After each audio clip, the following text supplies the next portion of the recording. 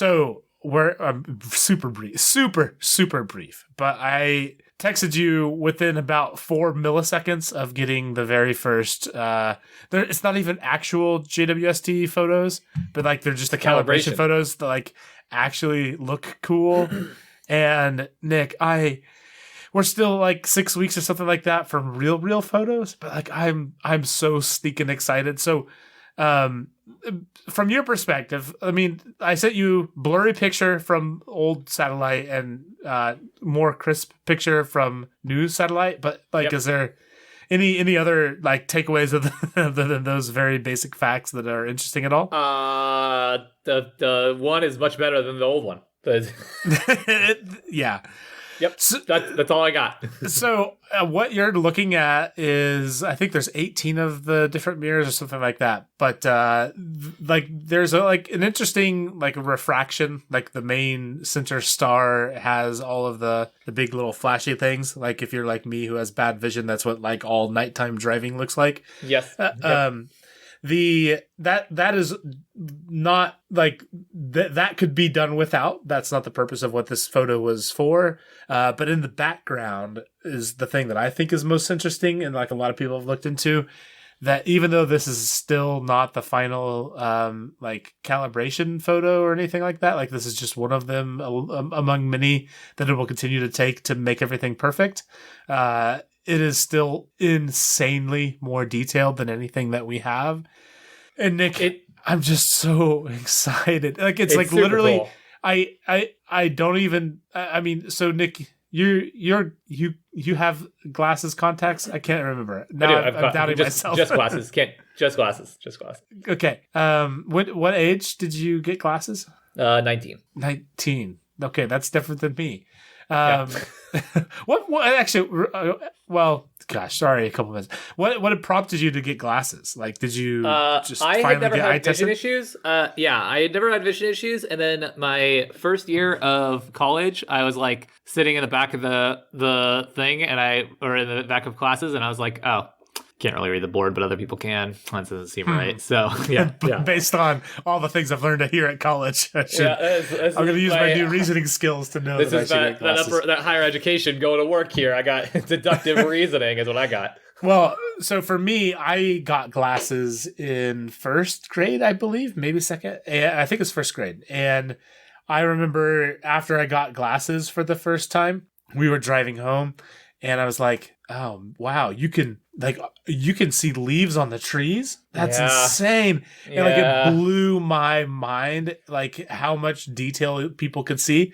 And like I literally have not felt that way until I saw these pictures. Right, where you can zoom in so hard. Yeah. It was like I don't say that lightly, because I put that like event in my childhood as a first grader getting glasses for the first time is a pretty wild experience. And for a person who's been excited about space stuff for a very long time, and to see like these little calibration tests at like so incredibly much better than anything we've ever had before, like I had that same little feeling. So anyways, that's my JWST pre-intro update. That's not actually an update. I just like the pictures. It's crazy. It's amazing. But Nick, when there's real science stuff that happens here in like 6 weeks or whatever it is, I keep feeling I can see it 6 weeks, like it's going to be 6 weeks from any point in time until it actually happens. But Nick, oh my gosh, we're going to have a lot to talk about. But before then, Nick, we should start the show.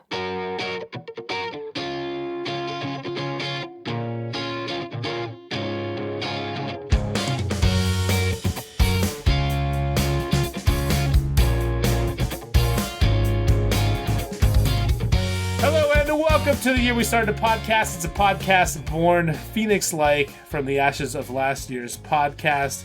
I am your slimy co-host, Jeff. I'm your not slimy co-host, Nick. And if this is your first time listening, I apologize. But we're a couple of friends, half of a continent apart, that would like to come together and talk about some of the things that are fun and interesting to us. And Nick, today I need to share an embarrassing story. Talk to me, sir. Which is my favorite kind of story, honestly. This week I embarrassed myself. That's what I like to hear. This week I embarrassed myself. Honestly, I made like the whole jingle for this week I hurt myself. I haven't hurt myself in a long time, but I have embarrassed myself, Nick. I am not the sort of person who enjoys a scary movie. I feel like I've made this pretty abundantly clear, but if not, just putting that out there. Good. I feel like that's kind of not my thing. I like some scary movies, but not really. Like I don't go out of my way for them. I'm not that guy. So here's what's your problem with scary movies, Nick? Come on.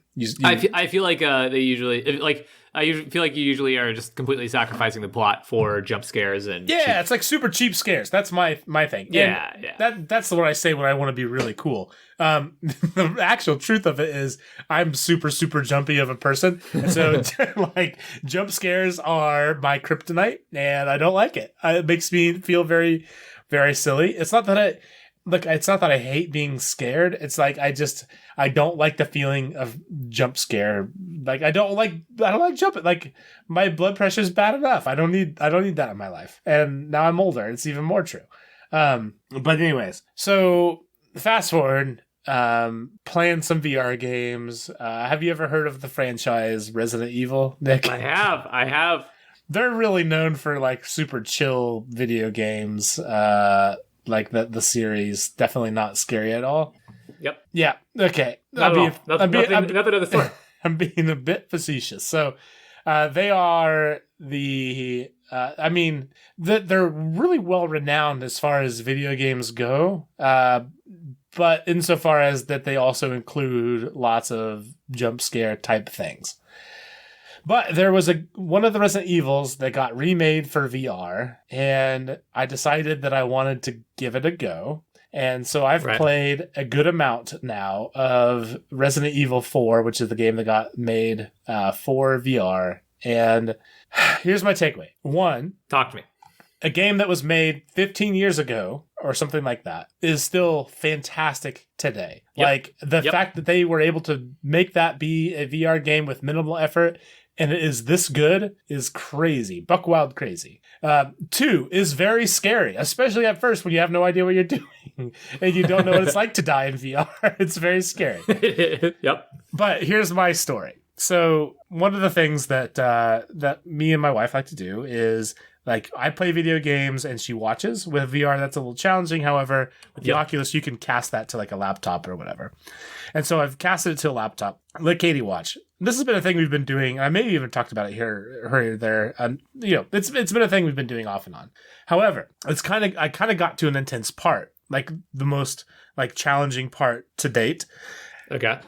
And again, like I'm not the sort of person who likes jump scares. Intense thing though, and like I've kind of gotten comfortable in this weird zombie apocalypse world that we're in. But I'm going through one of the more challenging levels, and like I'm in this building, and like there's zombies like banging on doors, and like I'm reloading on stuff, which in VR stuff is like really cool because you grab the actual ammo, you actually load it into the guns and whatever. Like it's pretty real. It's like it's really cool, and like you're running up the stairs and et cetera, et cetera. And then so I hear some banging and I don't know where it's coming from. And then so I hear this banging, I don't know where it's coming from. And then I get hit by a door, but in real life. And it's my son who has like been banging on the door and then opens the door and hits me. And my wife, like Nick, I died, like literally died. And like I'm over here like fending off zombies coming through windows and doors and stuff. And like I hear this banging on a door and then a door swings open and hits me in the face. And like I die. My wife thinks it's the most hilarious thing ever. It's pretty good. We put our kid back down to go back to bed, talk about how it's not okay to barge into doors because, you never know if dad's playing VR stuff behind him. But Nick, I kept playing because I wanted to like beat a level before we went to bed. Like I was really, I'm a competitive person, a little bit stubborn. So I wanted to finish the level.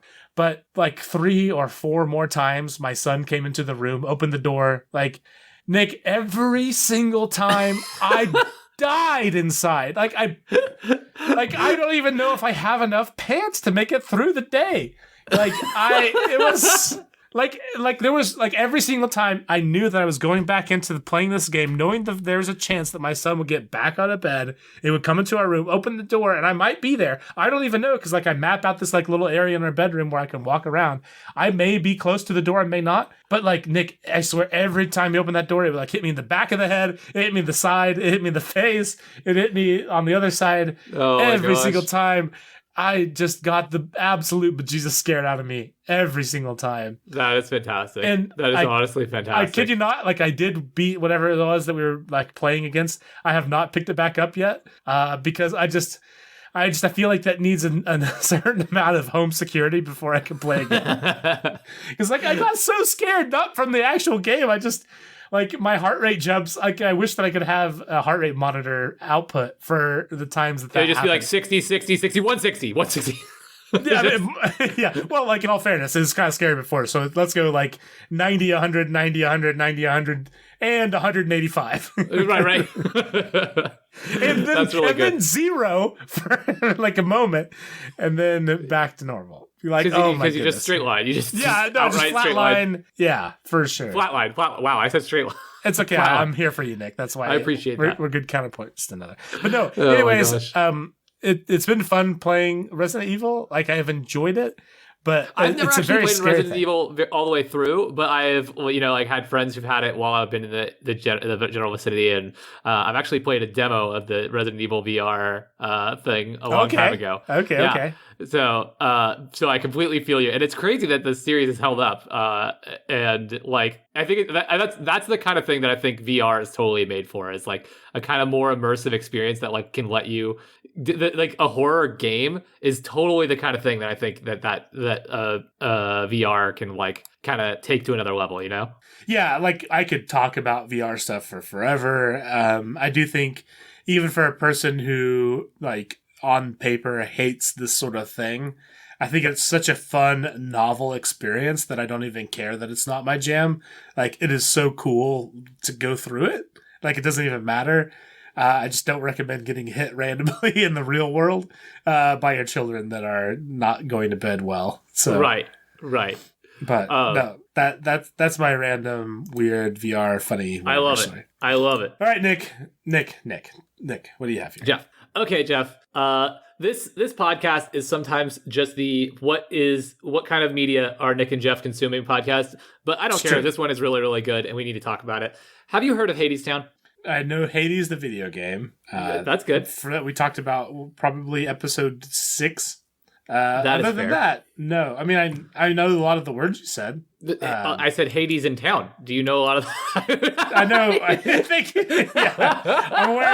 I'm aware of all those words, in fact. Oh, good job. In that order, though, they don't mean anything specific. I mean, other than the sentence structure that they are part of. But yeah. That is fair. So Hadestown, Jeff, is a musical. And I am not a musical guy, but we talked about Hamilton on here and our love for Hamilton. And Hadestown is not a musical with hip hop elements or rap elements, so none of that. But otherwise, it has a similar vibe in that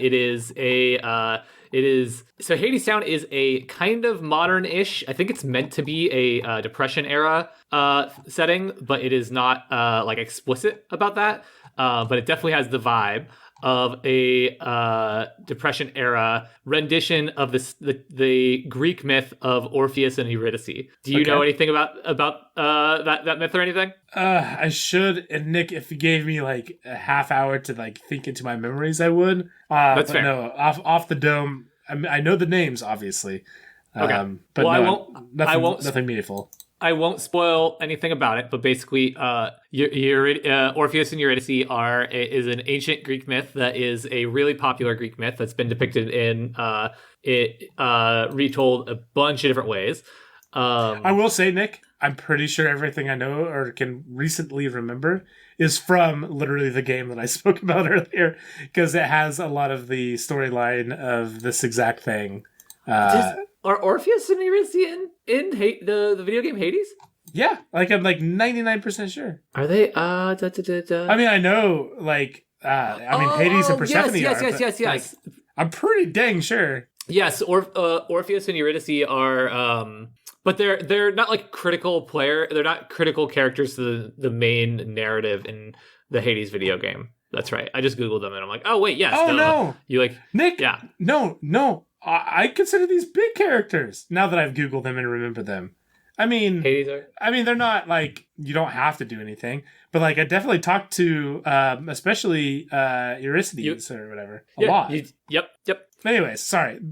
Nope, wow, I'm such a nerd. Anyways, you're perfectly fine, dude. You're completely right. I mean, they're, but I don't think that they're critical to the main narrative. I just think that they're important characters. Like they're some of the biggest side characters. You know what I mean? Like the most. Yeah. Anyways, I kind of forgot that was Orpheus. Man, I'm out of touch. I haven't played Hades in too long. Hadestown is I only listened to the album, the original Broadway album for the show, and I definitely didn't watch a bootlegged YouTube video for it. But it's a really, really touching, poignant love story about Orpheus and Eurydice, and Orpheus and Eurydice, like the classic myth is that they are separated in the underworld. I won't go further than that, and it's about trying to reunite and all that stuff. That's also a really, really great depiction of so in the play, Orpheus has a foil in Hades, and Eurydice has a foil in Persephone, and it's very clearly meant to be a foil in the terms of like Hades is a potential negative outcome for what could happen to somebody like Orpheus. It's a really, really sweet and poignant tale about how naivety can be kind of like squashed, and the downsides of being overly naive, and how doubt and fear can like kind of dominate you and change your ability to like love and be a good person and all this other stuff. And it's a really, really poignant, well written, and the way that it reminds me of Hamilton, and this is probably just true of all musicals, is that there's just so many there's so much clever foreshadowing, clever like double entendres written throughout it. So the second time I listened to it, I was like, you catch so many more double meanings. You catch so much more parallels between the different characters, and like how they're similar and how they contrast with each other in ways that make you think about what the characters are like. And my point being, you have to listen. And so the play. I'm sorry, I'm just doing all the talking here, but the play. No, you're good. I'm like intrigued in Googling things, honestly, if I'm being completely honest. Totally. The play was written in 2006, and it only made it to Broadway in 2019. I think it got a bunch of commercial success in like 2013 or 2015, something like that. I forget. But it made it to Broadway in 2019, won a bunch of Tony Awards, and has been kind of blowing up. Absolutely the most. I literally thought of you while I was listening to it, not just because I think I knew that you liked Greek myths. It's a Greek tragedy, which is kind of interesting because I feel like we don't have tragedies nowadays. Like, am I off base here? Like, most of our stories aren't really tragedies anymore. No, and like Nick, I'll also add, like, I've become such a sucker for musicals in general over the last 10 years. There you go. So like that's what I'm all about. It's like, is there any chance this comes to Wichita anytime soon? I don't know. But it doesn't. If it comes to Wichita, I will come out and see it with you, because like that's the kind of thing that, like, I would love to see this in person. Actually, my friends are going, but I can't make it. It's going to be in San Francisco, I believe, and I just can't make it. But yeah. So a tragedy, which I think is really cool, interesting, because we don't see tragedies portrayed in modern media. So it's just poignant, insightful, sweet, heartbreaking, all that good stuff. Definitely think you need to listen to it, and I think any of our listeners should listen to it as well, because it's just absolutely heartbreaking and terribly, terribly insightful and sad. Oh man, Nick, thank you. There's never been a more sure thing that I'm going to try to like find out to what extent can I consume this. Like, is it going to be just listening to it? Is it going to be finding the bootleg YouTube version or whatever? Or is there a chance that I can drive somewhere to actually watch it? I don't know. But the That is fair. I would say even if you do end up going to it, unless you plan to go to it soon, you gotta listen for me so we can talk about it because there's so many good. I'll listen to it to you. Yeah, for sure. That's fair. I will listen. Also, I will send you one of the many. I will tell you, the internet loves Hadestown. I'm probably like the last person. Like all of our listeners, are like Hades, but the internet loves Hadestown, and also YouTube loves its bootleg copies of Hadestown. So, how have I missed all of this though? That's what I'm like. I don't know. I guess I didn't really know about Hamilton before, like maybe a couple of years after it was on Broadway. I was late to the Hamilton train too. I don't have a good answer. You were there in person though. You already saw it. I saw it in person, after it was its Broadway thing. And, did you know it's coming to Wichita this Hamilton, summer? Really? Yeah. Oh, that's amazing. That's fun. I assume you and Katie are going. We're going the frick to that. Yeah. Love it. I mean, it's probably like the 85th version of the cast, but I'll take it. Whatever. Hey, the version I saw, I don't believe had any of the original cast, and it was still really good. So, I mean, Nick, I want to tell you this will be brief, I think, but maybe not, depending on where you're at. This is another Nick and Jeff talk about interesting entertainment things. Do you know what the Mistborn series is? I do know the Mistborn series. I've read it all the way through. I have read the original trilogy, not the sequels. So you know who Brandon Sanderson is? I do. I have read a lot of Brandon Sanderson, actually. I have not. Are you aware of Brandon Sanderson's most recent entry into the zeitgeist that is pop culture right now? No. What am I missing out on? Oh, wait. I go ahead. Tell me, because I don't really know. I don't really. Well, so he did a Kickstarter recently. Yeah. And he has the largest Kickstarter of all time. With he raised $22 million to self-publish his. I think it's just a book, maybe a collection of books. I'm not sure. I think it's 4, but my understanding was it's 4. So I'll tell you how I know about this. So I don't want you to have to try to tease it out of me or something. I have 2 friends who are huge Sanderson listeners, and both of them actually sent me clips. But in particular, one of my friends, Dave, who's a huge Sanderson fan, sent me links to a very popular audiobook narrator, voice actor, doing an audition to be of him narrating one of all 4, I think, excerpts from all 4 of the planned 4 books. I only listened to the first one because I'm terrible. His name's Travis Baldry, the narrator. He's really, really good and really fun. And yeah, so that's what I know. And I know I have listened to the first one, and I know what the first one roughly is about. So, man, I was wondering if I would step into this, and I didn't really know how I would do it. Okay, I've heard a number of his works that I should read. I have literally attempted to read none of them. Is Mistborn stuff where you would go with that, or like the Wheel of Time, or like what? Where would you point me in the direction of Brandon Sanderson work that would be worth checking out? As somebody who is not, I haven't read everything, and Brandon Sanderson has something called the Cosmere, which is like his, all of his books are connected. Yes. In the Cosmere. Yes. Yeah. So the only ones that are an exception to that, I believe, are the Wheel of Time series, because the Wheel of Time series wasn't started by him. Wheel of Time, he picked it up when the original author, Robert Jordan, died. And the Wheel of Time, so I read the first 3 or 4 Wheel of Time series books, and I found the series kind of daunting, and that was a long time ago. I really, really enjoyed them, but they are really daunting. So that is if you've got 3 Game of Thrones series in you, then go ahead and grab I'm not kidding. I think it's 15 books, and I think they're all 1,000 pages. So if you've got so Chris that we played video games with recommended this a lot over the years. I just have never taken the plunge. So right. So Chris is actually the reason that I read Wheel of Time. So there you go. Okay, well there you go. But Mistborn. So the reason I bring up the Cosmere is to say I don't think that there's no you don't have to pick up any one in particular. It's like asking do you need to start with Iron Man to watch a Marvel movie? No, not really. I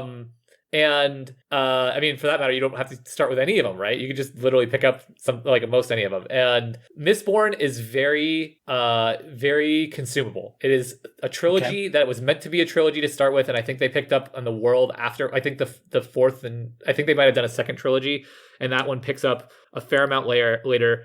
So it's kind of standalone, or not standalone, but it's self-contained. I really enjoyed Mistborn. It's definitely not perfect. The third book gets a little bit of crap, I think. But I think it's real. I think it's a lot of fun. And Sanderson isn't he's not too heavy on the fantasy elements in a way that like is intimidating to me. And I think he's a very talented, fun writer. Like, he's not going to change your life, but he's a lot of fun. I could use just a little bit of fun though. Like, I feel like that's not a terrible thing. Yeah. I will also say, I think right around the start of us doing this podcast, I was telling you about the Stormlight Archive, which I think is his biggest series inside of the Cosmere. It's got 5 books out now, and it is much larger in scale. Or sorry, it has 4 books out right now.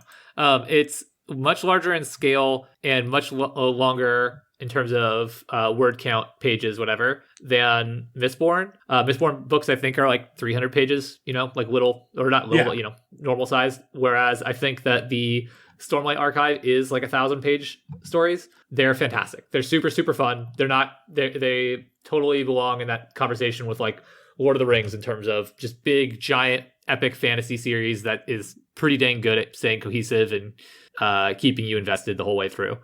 I don't know if it probably doesn't belong there in terms of like, cultural impact and all that stuff, but I'm looking on Audible. So I think the first one of the Mistborn series is called The Final Empire. Is that correct? That sounds right. Which doesn't seem like it should be the first one. But I mean, or does it? Or does it? I am on Audible though, and this thing has the most reviews I think I've ever seen on a single book. Yep. Which is just wild. 75,000 or 73,000. And it's 5 stars at 73,000 reviews. Holy cow. Yep. This is well renowned, to say the least. I read the first 2 Mistborn books in a weekend. I mean, oh my goodness. This is crazy. I've never seen something this well liked on Audible before. So that's gonna, Sanderson totally has like that cult following for his as an author. I don't think he's perfect by any means. But he totally has that cult following, and you'll also like him because he's got an online presence that's super like just wholesome. Like, he's on Reddit a lot, and he responds to people on Reddit just randomly, and he posts I believe he posts YouTube videos of lectures he's done on writing. So like, if you want to hear his perspective on, I heard that on another podcast. Like, people are a little bit baffled by like how he manages to write so much and then also like still be a random citizen on the internet, right? Like in a very genuine way, which I think is just, I don't know, that's pretty crazy. Yep. I think if and like, I haven't watched because I think if I spend too much time diving into, the ideas of fiction writing, then I will spend a lot of time that is very fruitless. I'll probably watch 30 hours of just like people talking about, here's how you write good characters, and this is how you write a mentor character in it. Man. But he has a lot of content out there if you want it to. No, that's like a weird secret hobby of mine that I do enjoy writing. Like if I could do it in another life where I didn't have a family and I could be super disciplined, which are 2 things that are definitely not going to happen. But I like the idea of it, and I find the whole process super fascinating. It is very fascinating. This is your guy. Okay, well, I'm definitely going to check this out. That wasn't why I originally even brought this up. I'm sorry. I totally commandeered it. Tell me about we both nerded out. No, but my whole thing is, so like, he's self-publishing these through Kickstarter. Yes. His next books. And Nick, to me, that seems like a big deal because like publishing is a really big thing, and like to be able to print obviously, like you said, like has a really big online following, so this is not like the sort of thing that can just be made available to everyone. But I mean, crowdfunded publishing is like, that would change how writing works. And he's not the first person to do crowdfunded publishing, but he's definitely the first person to do it to this scale. And I'm just curious at what this looks like, 5 to 10 years from now, if there are prominent, internet savvy writers that don't have to worry so much about like making a publisher happy with how they write stories. Maybe this ends up being a little bit more of a pure way to write a story, or on a different timeline than when a publisher. Basically, not because I feel like if you have a publisher, you're on a contract to do a thing within a certain amount of time. And, a person it kind of depends on the writer. Like, sometimes that's probably a good thing. But also at the same time, like, at the end of the day, I'd rather wait an extra year for something fantastic than to get something now that's mediocre, even though I want something now all the time because that's like what we've been bred to do. But on principle, I like the idea of giving that sort of creative freedom to do whatever makes sense for them. Yes, and I'm sure that it's not going to affect somebody like Brandon Sanderson as much, but I do think that there's like this weird, like, I'm not connected to this world, so this is the kind of thing that is like, I peripherally think this probably because of like one or two anecdotes that I've heard somewhere along the way, but I've always envisioned book publishers kind of like gatekeepy, right? Like, they're like gatekeepers to getting your books, like, both attention and mass produced, right? So like, if we can envision a world where, we kind of cut out that middleman that's kind of gatekeepers that probably have their own biases inside of them, like, I don't really see how that's like a bad thing, right? To get to get authors more connected. The flip side is, unless unless the only people who can successfully do that are already the biggest writers, right? Then there's that. Sure. But I don't think of it as a bad thing. No, and I would really like a world in which, and I feel this way with a lot of the things that I intentionally consume, whereas I really like getting the output from creators that is them, not something that is a product of the company that like sponsors them. So like that's why I really like very many podcasts, is because it's them. It's not like just some regurgitated, speaking lines through the context of somebody's personality. Like, it's actually like just getting to listen to them and what their thoughts are and opinions are. It's like, the difference between doing that and the news is like immeasurable. Like, going to cable news and hearing all the things is just, hearing whatever. Wow. We try not to talk about these things. Anyways, I really enjoy the genuineness and the authenticity of like podcasts and stuff like that, because it is not like watered down by all that junk. Right. And the idea of, not, and there's lots of great publishers, I'm sure. It's like, it's not negatively like putting that in that light. I think more people not having to have that be a requirement. I think that's a good thing. And like, it being more direct to the reader is a good thing. I imagine that you have like you'd have some like removal of just things that are like, maybe authors being afraid of putting something out there, or authors rushing through stuff because they're trying to hit a deadline. Like, I just feel like there's probably small ways in which, entangling a piece of art, I should say, more in business probably limits the ability for it to just be the artist's like pure output, right? And I'm sure that there are many ways in which I am underselling the good things that can happen, because like a publisher could provide funding for somebody that couldn't necessarily afford to do this kind of thing on their own.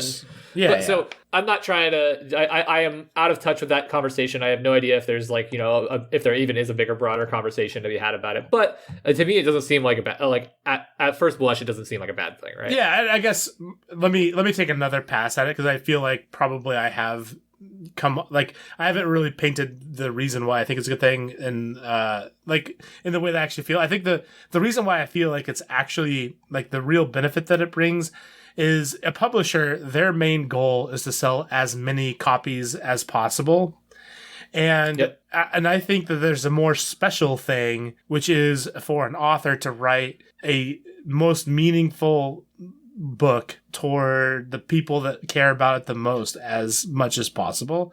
And if they can write directly to their small audience that cares so much about it, and they're the ones that are paying for it to happen, I feel like that is a better end product for those people than it would be like if they had to like try to write to, the largest audience possible that the publisher ultimately wants to sell copies to. Right.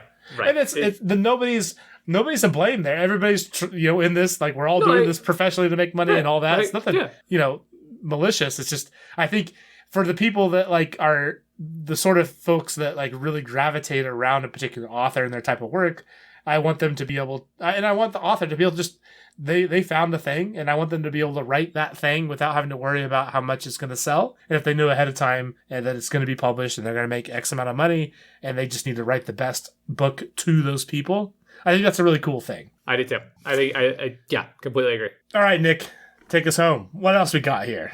Okay. So I won't belabor this story, but this is a fun piece of history that like you ever hear about history and or about historical thing and think that could literally never happen, right? Like it couldn't happen now, so it couldn't have happened back then, right? Jeff, have you ever heard of there's a couple of names for it, including the business plot. You said you haven't heard of that, right? I have not. No, I have no idea. You never heard of the Wall Street Pooch or the White House Pooch, have you? I have not. I'm feeling more and more in the dark as we continue. You're good. I'm saying Pooch, but it's probably Putsch. I'm not sure. It's a German word. Who can know? Have you ever heard of the beer hall putsch? Still nothing. Okay, so the beer hall putsch is a historical event that happened in the 30s or 20s, I believe 20s actually, and it was Hitler's first attempt at gaining power. He basically tried to overthrow the government, and he started with like a rally / speech / whatever from a beer hall, which is like apparently where a lot of political debate happened in the 20s in the 1920 Germany. Okay, and it was unsuccessful. And Hitler was arrested at the time, and that's a whole thing. But in the 1930s, in 1932, we elected FDR, and apparently, shortly after being inaugurated, FDR instituted or ended the gold standard. I am not a economic person, and I do not know anything about whether or not having the U.S. Currency tied to gold is a good or bad thing. I have no interest in that, but that is a thing that happened in 1933 in June 1933. Okay, and I will plug a quick book called Money, a True Story About a Made Up Thing, if you want to know about the gold standard and tying the dollar to it and honestly all kinds of things money. It's made by the guy who used to be on the Planet Money podcast for NPR. It's fantastic. Anyway, sorry, that's random plug. You've told me about a fantastic book. You've told me about that before, and it's very interesting. I love it. Yeah, I think it was a topic at some point in the last year and a half or whatever. Right, and yeah. So this is a thing that happens in the 30s, and this deeply upsets lots of people on Wall Street. Okay. Yes, it did. Yes, it did. And so this is 1933. So Germany hasn't fully enacted the Holocaust. World War II hasn't started. So here's the thing I didn't realize until recently, Jeff. There were people who were like, yeah, man, Germany and Italy, that's pretty good. Like, we should do what they're doing. That was a thing that people were saying in America, probably before the whole Holocaust and World War II thing happened, is my understanding. Probably after too, Nick. I mean, let's be honest. Probably after too. You're probably right. But maybe more beforehand is the better way to put it. Let's hope. So, in 1933, after FDR is inaugurated and he's started to deeply upset a bunch of Wall Street people due to changing the gold standard, and I'm sure other things as well, a small plot starts to take form, led by, or maybe not led by, but at least voiced by a man named Gerald C. McGuire, who is a Wall Street bond salesman, who reached out to a very, very popular army vet at the time named Smedley Butler. Smedley Butler had served in 4 different wars as a Marine and was at the time the most decorated Marine in U.S. history. And he was gaining a lot of public popularity because he was advocating for veterans' rights. or veterans, things like veterans to receive a bonus earlier than they had been promised, and just overall advocating for veterans in all kinds of ways. So he's approached by Gerald C. McGuire, and he is asked to run for commander of a group called the American Legion, which is a prominent veterans organization. Yeah. And this man was introduced to Butler by another veteran who is like known as like the millionaire lieutenant and whatever else. And over time, this guy is basically informing Butler gradually more and more of the group that he's representing's anti-Roosevelt sympathies, particularly related to the gold standard being the end of the gold standard, and Wall Street in general distaste for this. And over time, he eventually directly proposes overthrowing the United States government. And he's asking Butler to try to rally up forces, because we had so many more veterans than we had active military members in the early 30s, actively hoping to have Butler organize veterans to overthrow FDR, to literally push a military coup.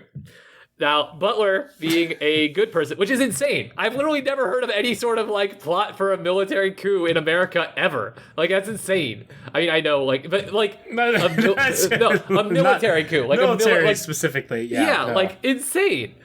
Like I can't even picture this. And literally, in part because they had fascist sympathies, and we're like, yeah, like how Italy did. We should do it like how Italy did it. That seems to be going well. Yeah, good old Benito. Yeah, right. Okay. Oh my gosh. So the plot worked this way. Basically, McGuire laid it out that he was working for a group of, quote, mega rich businessmen with access to $300 million to bankroll a coup. And they would plant stories in the press about Roosevelt being overwhelmed and in bad health. And once Butler's army of veterans rolled in, he would be installed, or a Secretary of General Affairs would be installed to handle the real government, and Roosevelt wouldn't be killed or anything like that, but he would just be used as a figurehead. And they offered Butler a ton of money, college educations for his children, and his mortgage paid off.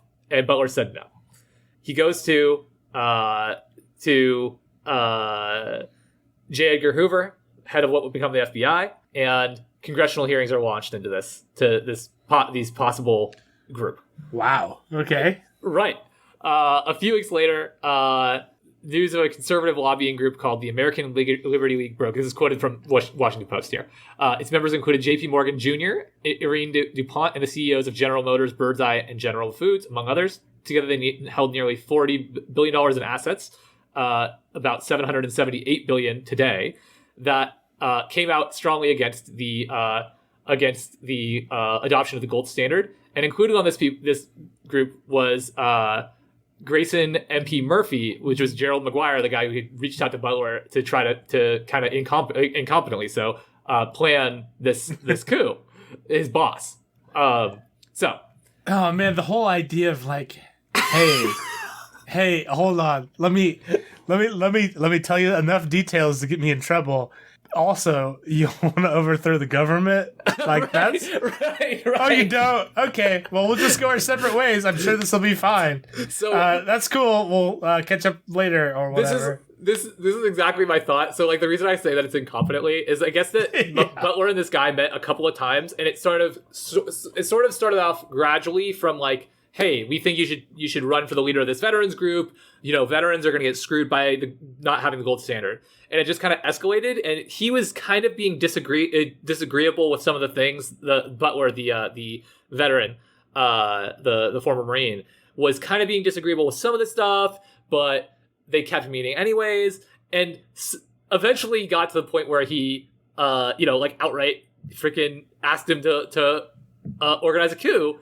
And another one of the people that was indicted in this had outright said that a fascist government was the only way the only way forward, or something. Like one of these business leaders, I forget which one. I can't find that exact quote. I apologize for our listeners. And I'll add one thing as you're catching yourself up. So I'm keeping up with this story. Like, it's not all here, but a lot of it's here on a little particular page of Wikipedia. And I just would like to express my gratitude that this did not happen in the age of social media. Like, that I can read most of this, like, condensed down to a few paragraphs. Which if would have happened today, I literally, I like extrapolating these paragraphs into social media.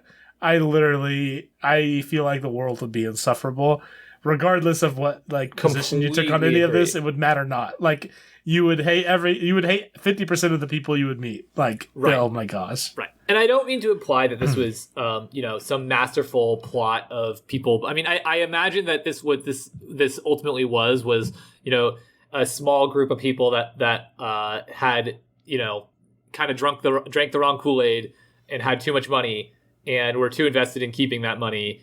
Going too far. It doesn't seem like it got that far. If one guy going to the FBI could have stopped it, that's social media. Bro. I agree. People, a small group of people that have way too much money that want to hold on to an opinion. Oh my god. Okay, I'm sorry. This is not what this is about. But yeah. No, sorry. You're totally good. So the general thing that I got out of this was that, if one guy that you're trying to recruit can just turn it into the FBI and it's all over, it doesn't seem very likely that it was actually very far along in a planning stage or that it was very likely to happen, because I would imagine that if some guy said no to you and you were really invested and really and you had really come a long way in this plot, that you just find someone else and brute force it, right? Mm-hmm. But there was a congressional committee on it. There was a congressional investigation, and a lot of stuff was redacted, and a lot of stuff seemed to go under the radar. There is a lot of belief online from some of the articles that I read that a lot of the testimony was corroborated by other sources, and there's a lot of belief that FDR didn't pursue these people and kind of like leverage this politically to get them to get certain large business leaders basically held it over them, like, hey, I won't try you for treason if you stop organizing against me and stop pushing against my policy agenda. And that makes sense to me too in some ways. But yeah, Prescott Bush is the big name in it that I thought was kind of crazy. In July 2007, a BBC investigation reported that Prescott Bush, father of U.S. President George H.W. Bush and grandfather of then President George W. Bush, was to have been a, quote, key liaison between the 1933 business plotters and the newly emerged Nazi regime in Germany. Which is like... Yeah, it's labels. It is. And that has been disputed. And that line right there is straight from Wikipedia. But Wikipedia has a source for it and everything. And I mean, it's been disputed. It could have been an overstatement of his understanding or involvement. Who knows? I'm not trying to litigate Prescott Bush, a person I had not heard of before today. But it's totally wild to think of a economic and political elite trying to overthrow a president through a military coup. Like, totally crazy balls, and like also crazy to think of a time in America where people were legitimately like, yeah, I mean, Mussolini, that's a good model. That's we fine. should do that. Yeah.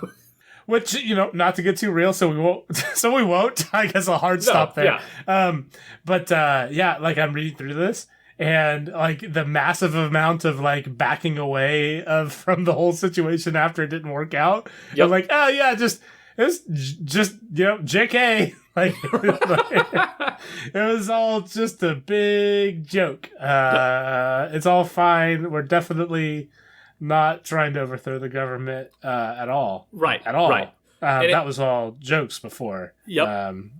And not serious. It's all a hoax. To the point of how, people called it a hoax at the time when Smedley went to the government with it, and to that point, like, nobody was prosecuted. So yeah, and but everybody, it's literally the last sentence on the Wikipedia article: the individuals involved all denied the existence of a plot. Like, and that's just the end of the story. I know, it's wild. Nope, not us.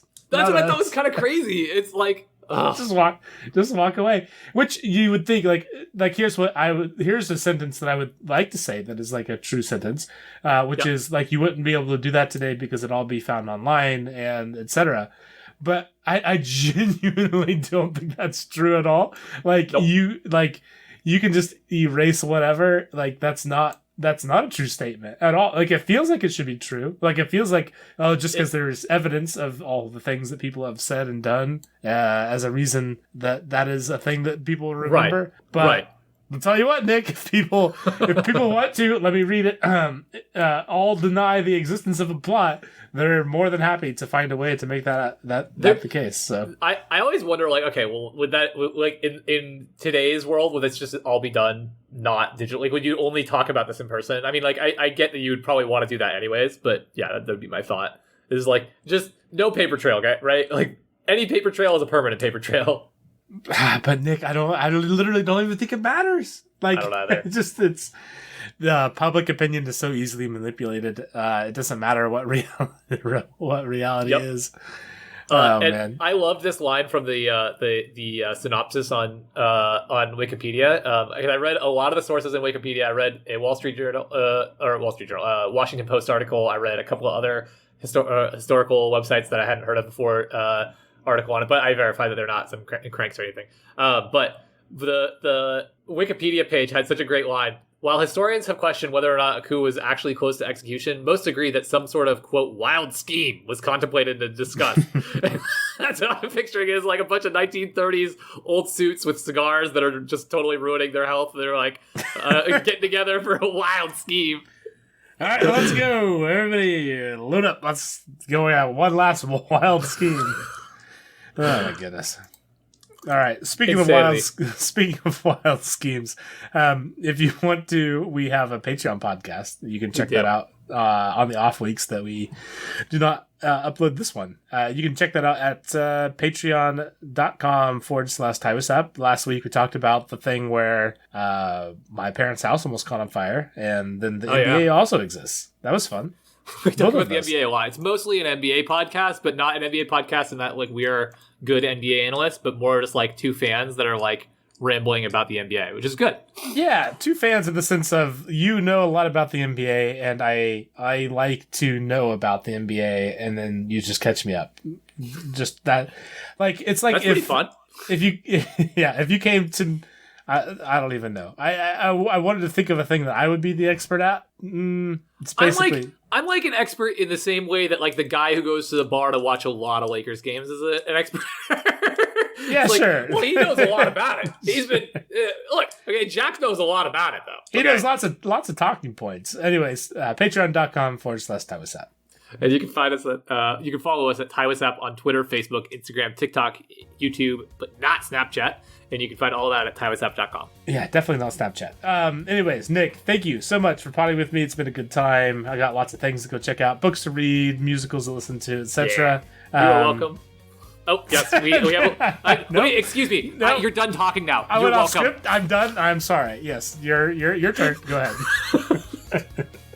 Go read all of it right now. You're welcome. This has been the year we started the podcast. Thank you for listening.